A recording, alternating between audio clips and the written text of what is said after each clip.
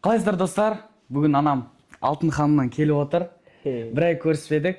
Сағын қалдық қатты. Точно. Сондықтан қазір мамама ыңғайсыз сұрақтар қоятын боламыз. Ал кеттік бастайық.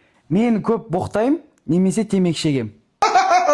Мәке, сіз қатты кетіп барасыз, Мәке. Боқтаған мен ол үлкен мәдениетсіздік. Темекі шегу денсаулыққа зиян. Темекі шеге берші. неге ты сразу так айтасың?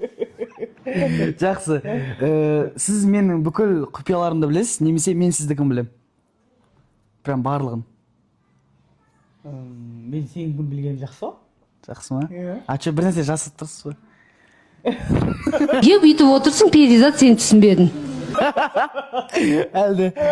Жоқ, отдайым деді, мен іштеге жасамағам. Енді? Мен бәрін білетін болған соң, енді сенің күн білу керек та. Мен бақыттымын, бірақ сізді жаман ата-ана деп санаймын.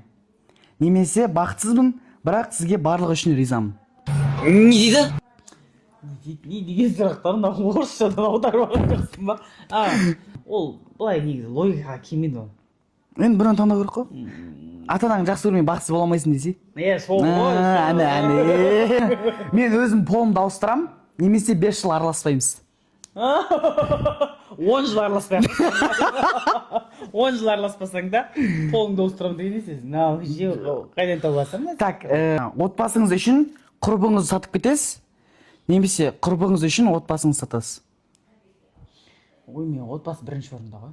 Gucci flip-flops. Так, менен бас тартасыз бала ретінде, немесе өмір бақи соқыр боласыз. Андай бұл жерде таза жауап беру керек. Біз сені сол асырап алған едік қой.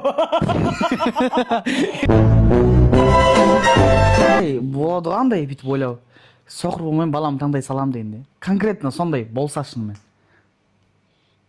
Жоқ, ренжімеймін ешқандай. Сен көңілге Осы соңғы сұрақ жауап беріңізші. Алтын ханым. Сенен бас тартам.